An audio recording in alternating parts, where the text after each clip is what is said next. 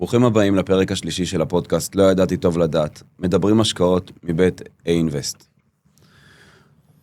היום בפרק נערך את אמיר ארגמן, אסטרטג השקעות ראשי מחברת כלל ביטוח ופיננסים. אמיר, תודה שאתה מצטרף אלינו, מה שלומך?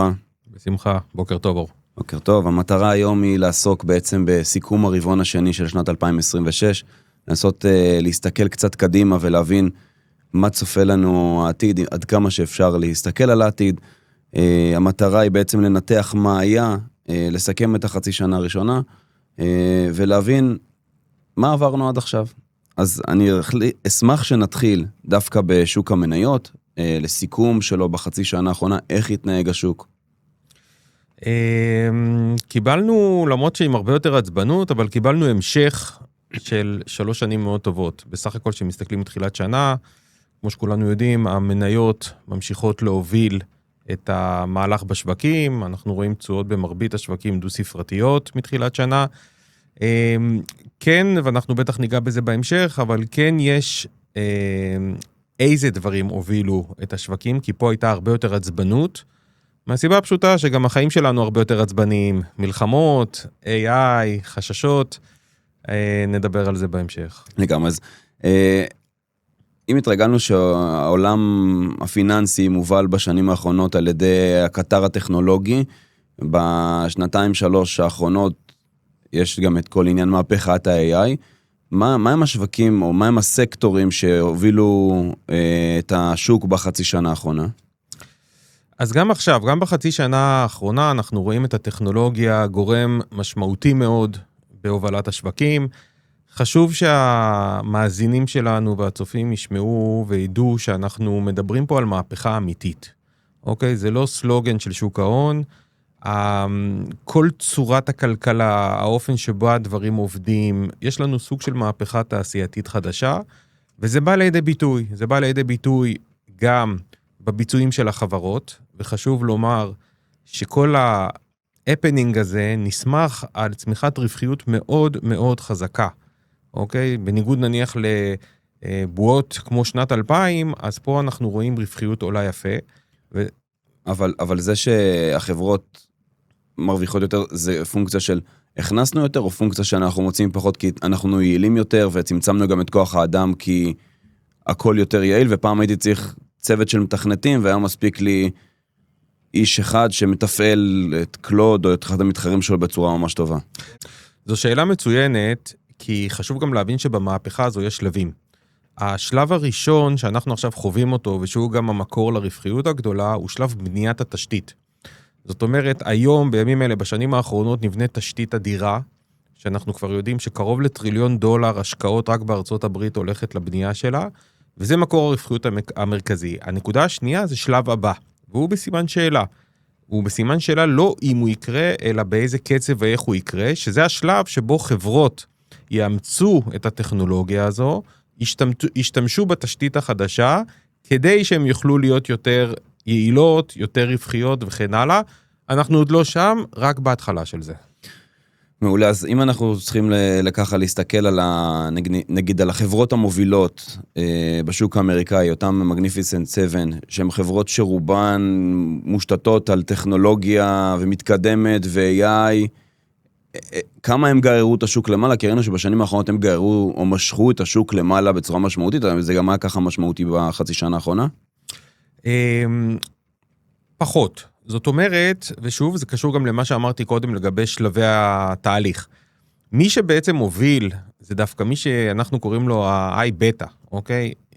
אנשים שמסתכלים על השווקים, רואים שמה שהוביל חזק מאוד זה השבבים, למשל, או חברות שקשורות לתשתיות אחרות, שלמעשה משמשות את אותה מהפכה, או הדוגמה הכי קלאסית שראינו, זה השוק הוא לא בדרום קוריאה. השוק בדרום קוריאה, למה התנהג כמו שהתנהג? כי בעצם קרוב ל-40% מהמדד, זה 2 חברות שבבים. ושתי החברות האלה משכו את כל הבורסה שם למעלה, אחרי זה היה לנו גם איזשהו בלגן שם של התמוטטות וכן הלאה. בלגן גדול. זה הסיפור. הסיפור הוא שבעצם, ואני אגיד על זה עוד משפט חשוב, המהפכה הזו היא למעשה דורשת הרבה מאוד בניית תשתית. הבניית תשתית היא בחלקה הגדול מגיעה בעולם השבבים, בעולם הזיכרונות, דברים כגון אלה, אבל לא רק, זה פחות מחצי. יש פה גם הרבה נדל"ן, והרבה בנייה, והרבה קירור, והרבה כל מיני דברים שקשורים לחשמול של תהליכים. צריך הרבה מאוד חשמל. אלה הדברים שהובילו בעיקר את החצי שנה האחרונה. אז אם נסכם את זה, לאו דווקא החברות טכנולוגיה המובילות הם אלה שמשכו למעלה, אלא כל השירותים המשלימים שמשרתים את אותם חברות, עלו בצורה משמעותית, כל מיני שקשור לצ'יפים, לפלסטיקה, לחשמל, לקירור, אלה הדברים שבאמת לקחו את השוק, את הצעד הבא בחצי שנה האחרונה. נכון מאוד. מעולה, אני רוצה שבמילה אחת נדבר על התחזיות קדימה, הכל יקר, יש סיבה שזה לא יעלה יותר, אנחנו צריכים לפחד מאיזושהי בועה? כאן אנחנו נכנסים כבר לשאלה מורכבת, ואני אנסה להסביר בפשטות למה. אם אני מסתכל על המכפילים, שזה למשל איזשהו פרמטר פיננסי שעוזר לי להגיד יקר, לא יקר, אז המכפילים לא נמצאים בשמיים. הם לא זולים, כן? שלא יובן לא נכון. הם מלאים, מה שנקרא שוק בסדר, אבל האם זה אומר שבמצב כזה, מבחינת תמחור, לא יכול להיות שהשוק יעלה עוד 8-10% בשנה הקרובה? זה לא אומר, זה בהחלט יכול לקרות. איפה הבעיה? ופה אני אגיד את זה שוב בצורה די פשוטה כדי שיוכלו להבין את זה בקלות. המהפכה הזו יוצרת ציפיות לצמיחת רווחיות בשנים הקרובות שהיא מאוד אגרסיבית ומאוד גבוהה. זאת אומרת שאם אנחנו יכולים לקבל תקלה או איזשהו פאול בשווקים, הוא כנראה יבוא ממצב שבו משהו בסיפור הזה של אימוץ ה-AI. לא גדלנו מספיק ולא קטנו, זה לא שהשוק לא טוב, אלא ציפינו לגדול ב-X וגדלנו בפחות מ-X. בדיוק. הרי קודם גם ציינת ובצדק, למה נבנית כל התשתית הזו? כדי שחברות אחרות, סתם כלל ביטוח שממנה אני בא, תאמץ את הטכנולוגיה ותוכל להיות יותר יעילה ויותר רווחית באמצעות התשתית שנבנתה. עכשיו כלל או כל חברה אחרת יכולה לאמץ את זה על פני שנה, על פני 3, על פני 5. יש פה הרבה דברים שקשורים, כי יש פה עניין של עלויות ושינויים תרבותיים והחלטות ניהוליות וכן הלאה. רגולציה גם בתחום הפיננסי. רגולציה, נכון מאוד. ולכן כל הדברים האלה יכתיבו בסוף קצב אימוץ. קצב האימוץ הוא מה שנקרא בשפה המקצועית שלנו, יקבע את ה-ROI, Return on Investment. עכשיו, אם זה יקרה יותר חלש ממה שציפו, אז השווקים יכולים להתכווץ. ואם זה יקרה כמו שהם מצפים, ומצפים מאוד אגרסיבי, אז דברים יכולים להמשיך. נסכם את זה כגודל הציפייה. אין ספק, כמו הרבה דברים. במעבר חד, אז התחלף לאחרונה יושב ראש הפד. הייתי שמח לשמוע איך אתם רואים את השוני בינו לבין הקודם שלו. היו מספר הורדות ריבית בעולם באופן כללי ובישראל בפרט. בישראל עדיין הצפי היה להורדות נוספות. כרגע זה נראה שזה כאן כדי להישאר אותו דבר. אולי עם איזו ירידה קלה. בארצות הברית שיפוך במגמה ומדברים על זה שצפויה איזושהי העלאה בטווח הנראה לה. אני אשמח לראות איך אתם רואים את הדברים. איך אתם נערכים לזה? כן, זו נקודה מאוד חשובה. במיוחד הדעתי האישית, הערכתי האישית שבעל הבית החדש שהגיע, כן, קווין וורש, יושב ראש הפד, הוא באמת משהו חדש. חדש ביחס ל-20 שנה יותר האחרונות. אנחנו התרגלנו, גם בשווקים וגם בכלל, שהבנק המרכזי בארצות הברית הוא קצת בייביסיטר של הכלכלה והשווקים. כל פעם שקצת קשה, הם מגיעים, הם מרגיעים, הם מדפיסים, הם מורידים, הם עושים כל מה שצריך כאן כדי לעזור. לגמרי. והבחור החדש, קווין וורש, לפחות עד היום, בכל הקריירה שלו ובהתבטאויות ובמאמרים שהוא כתב, הוא משהו אחר. אני לא בטוח שהרבה יכירו, אבל הוא קצת מזכיר את הגישה של הפד שהומצא בשנות ה-70 על ידי הנגיד ווקר, שבעצם היה הרבה יותר אגרסיבי, והיה הרבה יותר, אני אגיד מה שנקרא ישר ולעניין, כשהוא ראה אינפלציה, לא עניין אותו שהעלאת ריבית מביאה מיתון. כי הוא אמר, תפקיד שלי להדביר אינפלציה.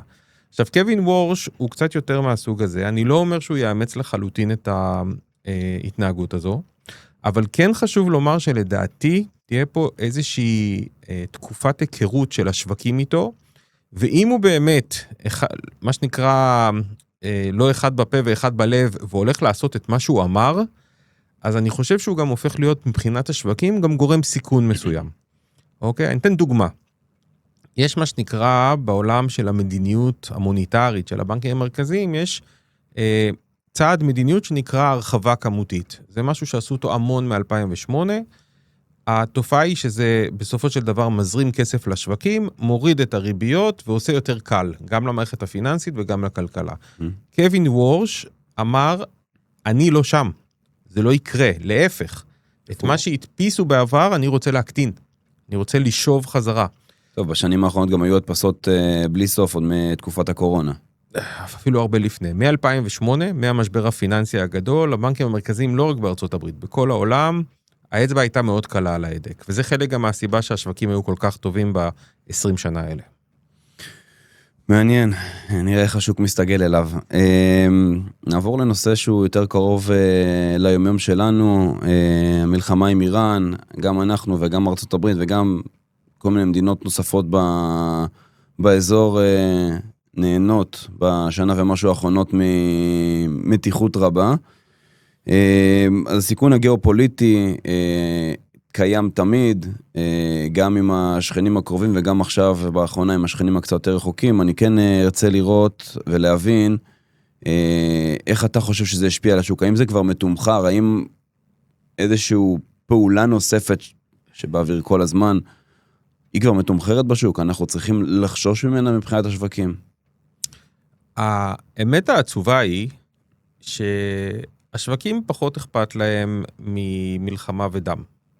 השווקים אכפת להם מהיעדר יציבות או פגיעה בתהליכים כלכליים.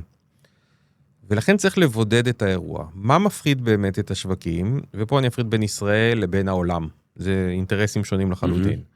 לעולם בעיקר חשוב מחיר הנפט, ובאותו הקשר הפתיחה של מיצרי הורמוז שאנחנו כל הזמן שומעים עליהם. הפתיחה של מיצרי הורמוז היא בעצם צוואר בקבוק שמונע מסחורות, לא רק נפט, גם הרבה דברים אחרים, למשל תעשיית השבבים מאוד תלויה באליום שמגיע משם, רק לשם המחשה, ולכן הפתיחה של מיצרי הורמוז שאנחנו רואים שטראמפ נורא לחוץ לגביה, זה משהו שהוא קריטי. אני הייתי באיזשהו כנס במאי של JP מורגן בפריז, ושם כולם דיברו על זה, שאם מיצרי הורמוז לא ייפתחו עד סוף יוני, יתחילו בעיות. ואז באופן פלא, באיפשהו באמצע יוני, קיבלנו את ההפסקת אש, יצא איזשהו הנחת רווחה מסוימת מבחינת השווקים. השוק השתחרר, התחילו לזרום סחורות, ואז ראינו שאחרי כמה שבועות זה התקפל שוב. כיום אין כל כך מעבר. עכשיו מדברים על הסכם קרוב, אני לא יודע, קטונתי כבר מלחזות את זה. כולנו. נכון, אבל אני כן אגיד לך שבשורה התחתונה, מבחינת העולם, ותכף נדבר על ישראל, אם לא יזרמו באופן תקין חומרי גלם מהמפרץ הפרסי, תהיה בעיה. למה תהיה בעיה? כי זה א' ישבש הרבה מאוד תהליכים בעולם, אנחנו כבר רואים את זה. מי ששם לב לעולם האנרגיה למשל, מה שנקרא מרווחי הזיקוק, זאת אומרת כמה שתוספת הזיקוק של הנפט כדי לקבל את כל התזקיקים, סולר וכן הלאה, היא ב-C.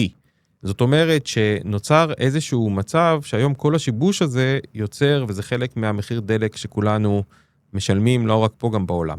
אז זה דבר אחד. מבחינת ישראל, הסיפור הוא טיפה שונה, כי פה באמת מלחמה מתמשכת, אם השוק יחשוב שהיא מתמשכת ומעיקה על הכלכלה הישראלית, ויוצרת בעיות של היצע וגיוס מילואים, ובעיה של פועלים וכן הלאה, הדבר הזה יכול להעיק כמו שהוא העיק בשלוש שנים האחרונות, אבל מה שטוב בישראל, זה שאם זה קצר, השוק כבר מדלג מעל זה. ולכן צריך, וכרגע אין חשש שאנחנו נכנסים לאיזושהי מערכה ארוכה שתפגע בכלכלת ישראל, ולכן השווקים לשאלתך לא מתמחרים כרגע איזשהו תרחיש רע מאוד שקורה בהקשר של מפרץ פרסי. אז אם שוק ההון הוא לא, אם המלחמה היא לא הבעיה של שוק ההון, נקווה שהמלחמה לא תגיע מסיבות אחרות. גם זה, נכון. שאלה האחרונה בגזרה הזאת, הנפט והמחיר שלו, כמה הוא משפיע על השוק בכלל ועל האמריקאים בפרט? הוא משפיע מאוד. זאת אומרת, נכון שהוא משפיע הרבה פחות מאשר בעבר, כשאתה מסתכל על התרומה, על החלק שלו בתוצר, כן, בכלכלה, ביחס לשנות ה-70 של המאה שעברה וכן הלאה, אז אין מה להשוות, העולם היום הרבה יותר עצמאי ופחות תלוי בנפט בשביל תהליכים שונים, כי אנחנו יודעים שגם, נכון שנפט הוא בעיקר לתחבורה, אבל נפט הוא משמש הרבה גם לתזקיקים, שמשמשים גם להרבה תהליכים אחרים, אבל אי אפשר לבוא ולהגיד שאנחנו לא תלויים בזה. זאת אומרת, אם מחיר הנפט יישאר $100 לחבית, תקופה ארוכה, אנחנו נתחיל לראות פגיעה משמעותית, האטה, ואולי גם מיתון בחלק מהכלכלות בעולם. וזה די ודאי. אז אם תימשך בעיה בהספקת הנפט, המחירים של הנפט יעלו, זה יכול להוביל, אם נחזור רגע לנושא הקודם שדיברנו עליו, גם לאינפלציה, וגם בסופו של דבר גם להעלאות ריבית. בהחלט. וכשאתה מסתכל, ודיברנו קודם על בנק מרכזי בארצות הברית, כשאתה וציינת בצדק בשאלה שלך שהציפיות היום בארצות הברית הם להעלאות של ריבית. כרגע בערך 2 העלאות ריבית בחצי שנה הקרובה, סדר גודל. הסיבה המרכזית, יש פה 2 סיבות. אחד, הכלכלה האמריקאית, מסיבות שקשורות גם ל-AI, להשקעות וכן הלאה, לצרכן, החזרי מס, הרבה מאוד דברים, עובדת יפה, זאת אומרת, בקצב צמיחה יפה של 2%, שזה בהחלט קצב מרשים בארצות הברית, ריאלית, מעל אינפלציה, ולכן הכלכלה חזקה, מה ששומר על ביקושים, ולכן אנחנו רואים שהאינפלציה עדיין דביקה, מה שנקרא. זאת אומרת, ברגע שיש לך הרבה ביקושים, מחירים נוטים שלא לרדת. הדבר השני, זה שכולנו מקווים שהוא יהיה קצר טווח, זה הנפט. זאת אומרת, מחירי הגז והדלק תורמים לאינפלציה, כרגע בגלל שהיה לנו ירידה, בגלל אותה הפסקת אש, אז דווקא הנתון האחרון של האינפלציה היה בסדר, מרגיע, אבל אם המחירים שוב יעלו, אז אנחנו נראה את זה מהר מאוד משתרשר לאינפלציה. רציתי לשאול אותך, למי אתה הולך להצביע בבחירות הקרובות, אבל אני לא אכניס אותך לזה שזה מוקלט, אז אני אשאל אותך, עד כמה משמעותי, גם הבחירות הצפויות בארץ, וגם ענייני הבחירות בארצות הברית, שהם גם על הפרק בתקופה הקרובה, עד כמה משמעותי זה, מי באמת יהיה, נתחיל רגע בגזרה המקומית, האם ביבי ימשיך להיות ראש ממשלה, או לא, ואם לא, אז מי מחליף אותו, עד כמה משמעותי זה צפוי להיות לכלכלה הישראלית בכלל, וגם לשוק ההון בפרט. תראה, פה, כמו שאמרתי לגבי המלחמה, השווקים די אגנוסטים כרגע למי השם שייבחר. בסדר? כמובן שכל אחד יש לו את העדפות שלו, אבל הם די אגנוסטים. למה השווקים כן, אבל שמים לב? אחד, ליציבות. זאת אומרת, אם נקבל תוצאות בחירות, כמו שהיה לנו ב-2021, שיחזרו פה כל חצי שנה בחירות, ואין תקציב וכן הלאה, זה השווקים יכולים לא לאהוב, וזה יכול להרתיע. דבר שני, אם בגלל תוצאות הבחירות, יקרו תהליכים שהם משבשי יציבות. למשל, אחד הדברים שאנחנו יודעים, כן מדברים לפחות, אני לא יודע עד כמה זה ממשי וארוך טווח וכן הלאה, אבל אם למשל יהיו תנועה סתם של הגירה שלילית, אוקיי, זה דברים שכן יכולים להפריע, או אם נראה פתאום שבגלל סיבות פוליטיות מתחילים לפגוע, וזה לא המצב כרגע, כן? מתחילים להיפגע שוק, תחום ההייטק אצלנו, מבחינת השקעות וכן הלאה. אבל כן חשוב לומר, כי כולנו פה הרי זו מדינה מאוד מחולקת מבחינה פוליטית, ומאוד מדממת בהקשר הזה. חשוב לומר שבלי קשר לאיזה ממשלה, כרגע אנחנו רואים שהשקעות ההייטק ממשיכות להיות טובות, ואנחנו רואים ששוק העבודה של ההייטק ממשיך להיות טוב. גם התעשיות הביטחוניות בשנים האחרונות, אפרופו מלחמות, הן מושכות אותנו למעלה. כן, זה שהתעשיות כבר לא היו צריכות ללכת לתצוגות בשביל להראות איך דברים עובדים, אלא היה לנו פה לצערנו 3 שנים... מצג לייב. מצג לייב מאוד מוצלח ברמה הצבאית, בהחלט עזר להן מאוד, ורואים את זה בהחלט בתוצאות. מעולה. שער הדולר. עשה רכבת הרים בשלוש שנים האחרונות, עלינו צ'ופצ'יק קטן מעל 4, ירידה די איטית בהתחלה, ואז ב-2025, וגם בתחילת 26, ירידה משמעותית של אחוזים רבים מאוד, אפילו דו ספרתי בחלקים מהשנה. הגענו למצב שהרבה מאוד זמן חשבו שלא נגיע לה, והגענו ל3, ואפילו ירדנו מה3, נגענו ב2.8, עכשיו השוק קצת חזר ל3, היום או אתמול, עוד פעם זה מגרד את ה3 מלמטה. זה רק שהשקל התחזק, זה גם שהדולר נחלש. האם טראמפ קשור לזה? כמובן שגם וגם. זאת אומרת, אם אתה מסתכל על המהלך טיפה יותר רחב, כן, שנה וחצי האחרונות, אז זה גם השקל שהתחזק וגם הדולר שנחלש. חשוב לומר פה שהממשל של טראמפ חרט על דגלו את הרצון להחליש את הדולר, והם עשו הרבה מאוד דברים. זה לא בא לידי ביטוי רק בשקל, מי שזוכר, עד לפני חצי שנה, גם היה איזה הפנינג גם בכל מה שקשור לזהב וביטקוין, זה גם היה קשור, כן, הרצון להחליש את הדולר. אבל אם נחזור לגזרה שלנו, חשוב לומר, הכלכלה הישראלית יש לה פונדמנטלס מאוד חזקים. זאת אומרת, אם אני הולך לאלף בית, כאילו אפילו ברמת האקדמיה, של מה צריך לקרות לשקל דולר, יש לנו מגמה ארוכת טווח, שרואים אותה כבר עשרות שנים, שהשקל מתחזק, למעשה משנת 2000 פחות או יותר, השקל מתחזק מול הדולר.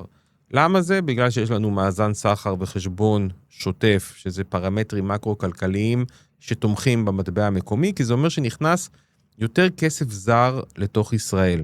והכסף זר הזה שנכנס, מה עושים איתו? מוכרים אותו לשקלים, והתנועה הזו של מחירת דולר מול קניית שקל מחזק את השקל. אז גם אם נחזור לסעיף הקודם, אז גם עניין חברות הייטק הישראליות והאקזיטים היחסית גדולים שהיו בשנים האחרונות, שהכניסו הרבה מאוד דולרים לישראל, וגם תעשיות ביטחוניות שמוכרות בחוץ, ומשלמות משכורות בשקלים, אז גם ההצלחה שלהם משפיעה מאוד על שער המטח. מדויק. ולכן, דרך אגב, הרבה פעמים בתקשורת, בעיתונות הכלכלית, הרבה פעמים מאשימים במרכאות, גם אותנו המוסדיים, שאנחנו חלק אתה קופץ לשאלה הבאה שלי. אז אני אמתין לה בסבלנות, אבל כן, אני כן אגיד את מה שאמרת הוא נכון מאוד. חלק גדול מהבעיה במרכאות, זה לא באמת בעיה, זה שבאמת התעשיות המצליחות בישראל מכניסות לפה הרבה מאוד כסף זר, וזה בעצם תומך בעניין. אז השאלה הבאה היא, כלל כדוגמה, מחזיקה נניח במסלול המניות שלה, בקרנות ההשתלמות, קופות הגמל וכדומה, חשיפה לחול של נניח בין 60-70%, תלוי בסטטוס, תלוי ביום, או אפילו בין 55 ל-70%, ומנגד החשיפה למטח היא נמוכה יחסית, בוא נגיד בין 20-30% מהתיק. עד כמה הפעולות האלה שכלל עושות, כלל והמתחרות של כלל, משפיעות על שוק המטח, כי בסוף מדובר על מיליארדי שקלים, שמגודרים בכל אחד מהגופים. אז כמה השפעה יש? השאלה הראשונה. השאלה השנייה היא, האם עכשיו שהדולר הוא נמוך, אולי לא כדאי כבר לגדר, שהדולר יחסית נמוך. תכף נבין מה אולי יהיה מחר. כן. טוב, זה נושא מורכב, אני אנסה להיות מה שנקרא מתודי וברור כמה שאפשר. אחד, קודם כל, בואו נתחיל מזה. נקודת המוצא שלנו זה שהלקוחות שלנו, האנשים שחוסכים בהשתלמות, בחיסכון פיננסי וכן הלאה, הם בסוף, ההוצאות שלהם, הם בשקלים. אוקיי? אף אחד לא נתן לי את המנדט ואת הכסף שלו, כי הוא הולך לקנות עם זה אחרי זה בחול משהו. ולכן, נקודת המוצא היא זה שאני רוצה שההתחייבות שלו, שהיא בשקלים, תהיה גם הבסיס של הנכס שלי. אוקיי?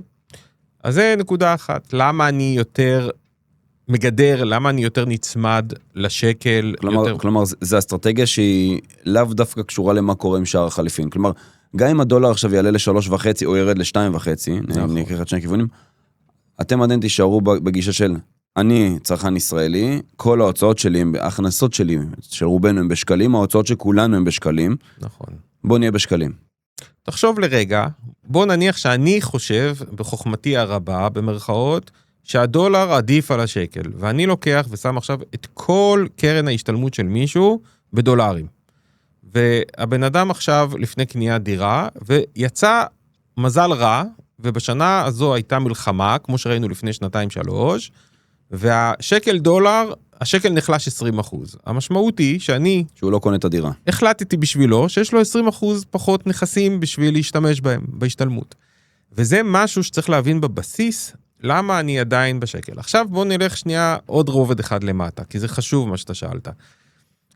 מה שקורה היום זה שכמו שציינת נכון, אני מחזיק כל תיק כללי נניח, בערך 50-60% נכסים בחול. בין אם זה מניות, אג"ח, לא שכיר וכן הלאה. אני, כמו שאמרנו מהסיבה שהסברתי קודם, לא רוצה שכל חשיפת המטח תישאר, ולכן אני מגדר. מגדר זה אומר שאני מנטרל חלק מהחשיפה המטחית, ומעביר אותה שוב לשקלים. כמה?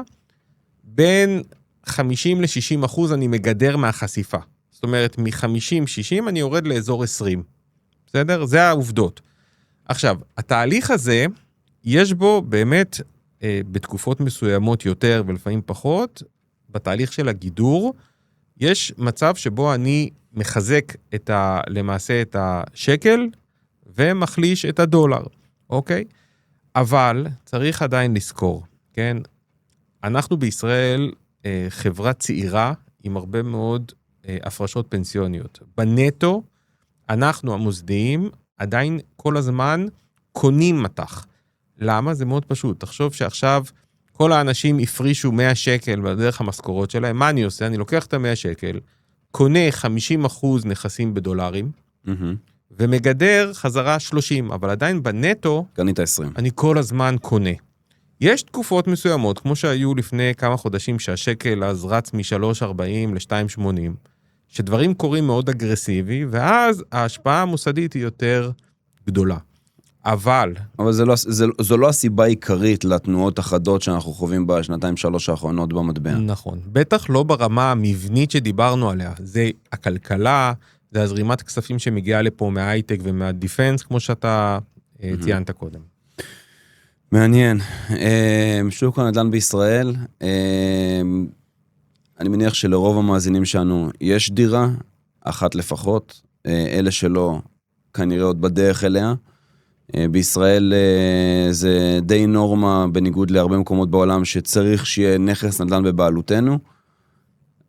אחרי מבצעים מאוד מאוד מעניינים ומפתים, 80-20, שלם קצת עכשיו, אתה קצת תשאר בסוף, לא נצמיד אותך לתשומות הבנייה, כן נצמיד לך, קח את המטבח עלינו, כל מיני הטבות. האם אפשר להגיד סוף סוף, שבאמת, אם מנקים את התמונה, אנחנו רואים באמת שפתאום יש איזושהי ירידה בשוק הנדל"ן בישראל, הרי אנחנו למדנו שהשוק הנדל"ן, בטח בישראל, רק עולה. האם אנחנו באמת עדים לאיזשהו היפוך במגמה? ככה, כן, א', ההבחנה שלך נכונה. שוק הנדל"ן נמצא עכשיו באיזושהי נקודה של חולשה, נדל"ן למגורים. החולשה הזו נובעת מצירוף של כמה דברים. האחד, שהוא המרכזי לדעתי, זה מה שנקרא באנגלית affordability. זאת אומרת, המחירים עלו בצורה מסיבית כבר 10.5, ובכל המונחים שאנחנו בודקים של עלות דירה פר משכורת, פר כל פרמטר שהוא, אנחנו רואים שמחירים יקרים, אנחנו יודעים את זה. דבר שני, בגלל כל הסיטואציה שהייתה, היינו כמה שנים בריבית גבוהה. זה התחיל עוד מהקורונה, עם האינפלציה שהתחילה לעלות, אחרי זה המלחמה שעיכבה את הורדות הריבית. שורה תחתונה, ריבית המשכנתאות במרבית התקופה הזו הייתה גבוהה, והקשתה גם על אנשים לקנות מטבע הדברים, כי זה מעלה את התשלום החודשי. נכון. והדבר הנוסף שאני חושב שצריך לציין אותו, זה גם שבשנים האחרונות, גם צד ההיצע, אוקיי? זאת אומרת, בניית הדירות וכן הלאה, היה מאוד מאוד רווי. זאת אומרת, ראינו, ואנחנו רואים עדיין הרבה התחלות בנייה, וראינו בעצם כניסה של הרבה נכסים לתוך התהליך. תוסיף על זה דבר אחרון, שגם ברמת ההשקעה, שהשווקים הסחירים במניות נותנים פתאום 20% לשנה, אז באים משקיעים ואומרים, אוקיי, למה אני צריך לשים בנכס שהתשואה החודשית שלו היא 3%? למה לי? תוסיף על זה גם את המיסוי שבא להקשות וכן הלאה וכן הלאה. ומגבלות נוספות של נזילות. נכון. עכשיו, כל הדברים האלה חברו יחד ויצרו את הנקודה שאנחנו רואים. מה הלאה? אני לא רואה פה איזושהי התאוששות מהירה, כי כמו כל הדברים שציינתי פה, הם דברים שהם תהליכים די ארוכים. הדבר היחיד שיכול בטווח קצר באמת לשפר את הסיטואציה, זה אם הריבית בישראל, ואמרת קודם בצדק, שהייתה צפויה לרדת לאזור 3%, וכרגע קצת קיבלנו ברקס, אוקיי, על האירוע הזה, אבל אם הריבית באמת תחזור לתוואי של ירידה, זה יכול בהחלט לשפר את הסיטואציה, אבל אני חושב שבטווח קצר אנחנו לא נראה פה איזה שנה מופלאה של עליות מחירים, להפך, כרגע המגמה היא של ירידה. אז השאלה שרציתי להגיד, לשאול, אז לדעתך המגמה ההפוכה של ירידות צפויה להמשיך? אני חושב שמה שנראה זה סוג של, אני גם לא חושב שתהיה פה מפולת במחירים, בסדר? כי המבנה הבסיסי של השוק הישראלי הוא כזה, שא', המערכת לא תשמח לתת לזה, זאת אומרת, ברגע שנראה סטרס אמיתי, ירידות מחירים מסיביות. יש לבנקים אינטרס מאוד משמעותי שהמחירי הנדל"ן לא ירדו, זה הבטוחה שלהם למשכנתאות של כולנו. נכון, וזה גם קשור למיסוי של המדינה, וזה קשור גם להרבה מאוד תהליכים שקורים, ולכן אני חושב שהתרחיש היותר סביר הוא תרחיש של איפשהו דשדוש, ואיזושהי שחיקה בטח ריאלית, עד שהתנאים ישתפרו, צריך לזכור שמצד שני, וזה נקודה מאוד חשובה, הכלכלה הישראלית בסך הכל עובדת יפה. מאוד. זאת אומרת, ואחד הנתונים שגם תומכים בזה, זה אפילו אתמול לדעתי התפרסם עדכון של הנתון, השכר בישראל עולה מאוד חזק. זאת אומרת, אנחנו מדברים על זה שנומינלית הוא עולה באזור 6.5%. עכשיו, זה פרמטר שתזכור שמצד ההכנסה, לאט לאט מחזק את משקי הבית. כמה בעיית התעסוקה בשוק הנדל"ן, בשוק ההייטק, שהם ביפר המרוויחים הממוצעים, הרבה מעל הממוצע.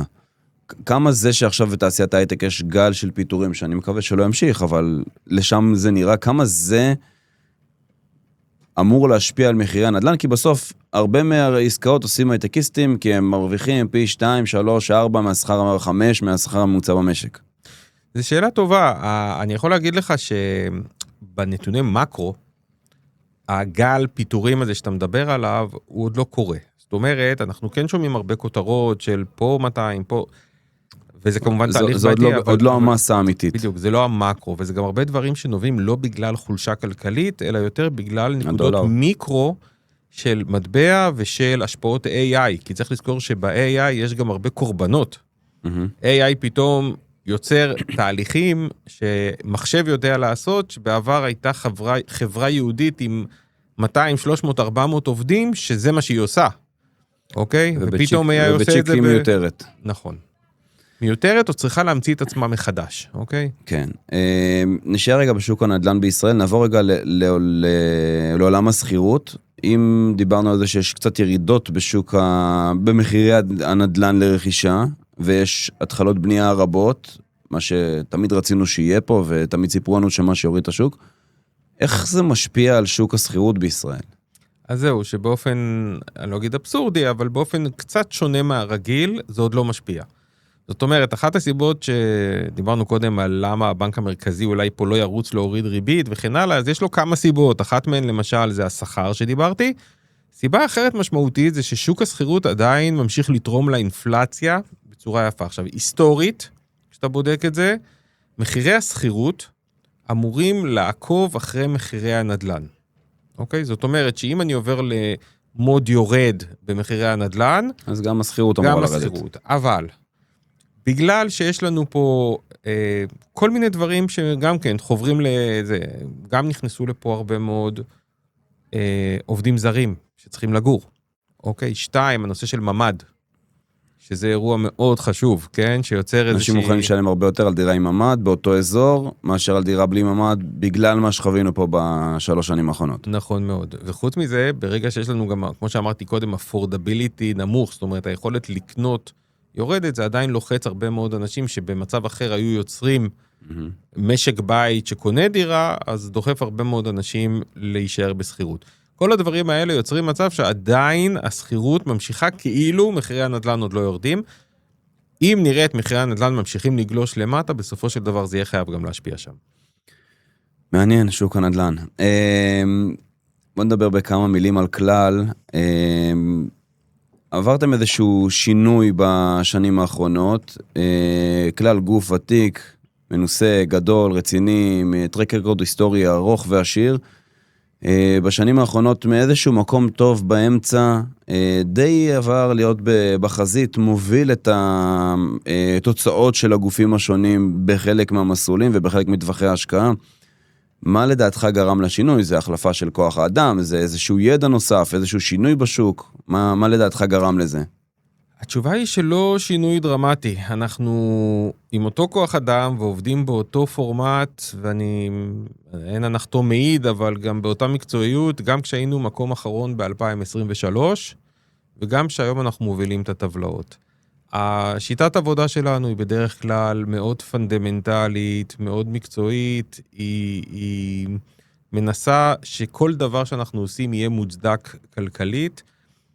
מה שקרה, וזה בעצם מענה לשאלה שלך, זה שב-2023, כשקרה בישראל מה שקרה, ואנחנו יצרנו פוזיציה מאוד גדולה, איזושהי פוזיציה מבדלת ביחס לתחרות שלנו, וכולנו יודעים ש-2023, גם בהתחלה הנושא של הרפורמה סלש מהפכה, וגם אחרי זה הנושא של המלחמה, יצרו פער מאוד גדול בביצועים של ישראל ביחס לעולם, וזה מאוד לחץ אותנו כלפי מטה. כי הייתם בחשיפת יתר לחול.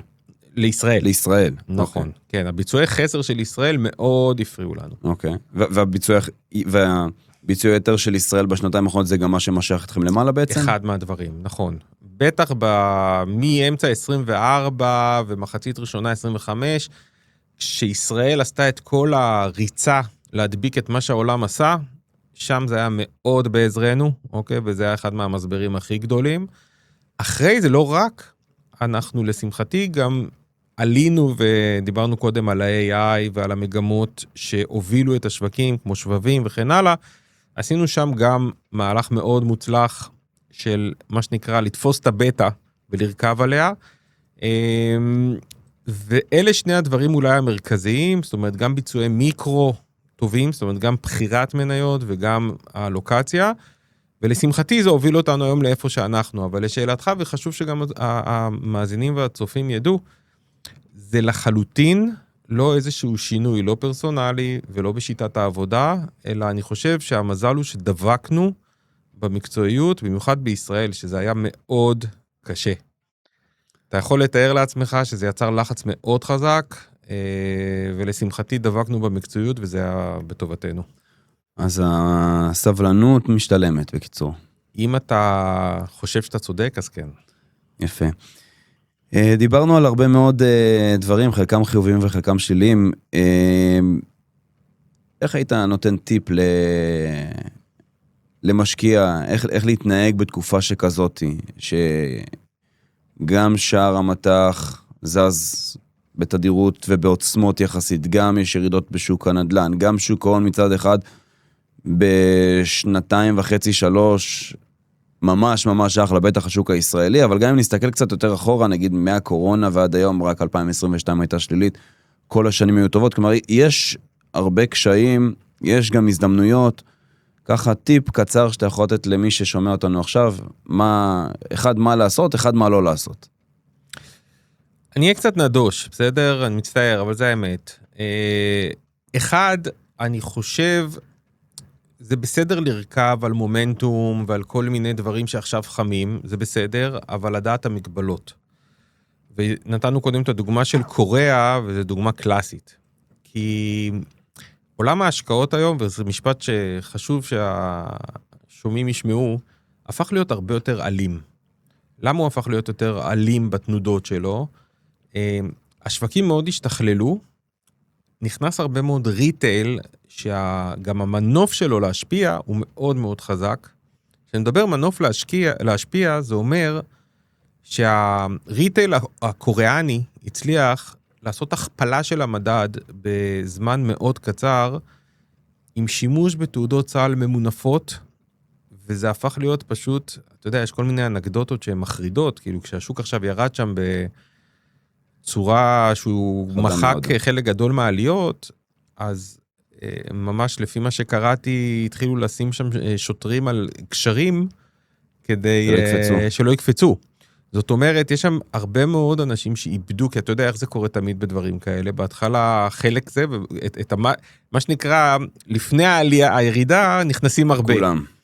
אז לכן אני אומר למי ששומע אותנו, אחד, פיזור, זאת אומרת, ובהיבט הזה גם הרבה שואלים אותי, מה אתה ממליץ, S&P, ישראל, אני אומר, קודם כל, תיק כללי, יש בו יופי מושלם בקטע הזה, כי הוא גם במתח וגם בגיאוגרפיה, עזוב את זה שיש לך גם אנשים שאמורים להיות יותר מקצועיים ופחות פועלים מהרגש, אבל ששומרים עליך, כן, משטויות, אבל הוא מכיל את כל הדברים האלה, ולכן פיזור, ואם אני מדבר עם האדם הממוצע, מסלול כללי נותן את הכלי הזה. דבר שני, לא להתפתות לדברים שנראים בדרך כלל עם גרף שעולה בצורה אקספוננציאלית. אנחנו רואים את זה רק בשנים האחרונות, עם הביטקוין והזהב, ועם קוריאה וזה, זה דברים שנורא כיף בדרך למעלה, ופחות כיף בדרך למטה, ולכן צריך אופי מאוד מסוים, אז זה משהו להימנע ממנו. מעולה. אני חושב שהנקודה המרכזית, או שורת הסיכום היא, לא ללכת אחרי הכותרת, לעשות פיזור, ולבנות את הדרך בצורה מסודרת. דיברנו על הרבה נושאים, דיברנו על השוק, ודיברנו על הנדלן, ודיברנו על הבחירות, ודיברנו על שוק המתח, AI, פוליטיקה, מלחמה, דיברנו על הרבה נושאים. אמיר, אני רוצה להגיד לך תודה שהצטרפת אלינו, זה היה מעניין ומעשיר, אני מקווה שהמאזינים ישמחו לשמוע. אז שוב, אמיר רגמן, אסטרטג השקעות ראשי מכלל ביטוח ופיננסים, תודה על הזמן, אנחנו מעריכים מאוד. תודה רבה, היה כיף.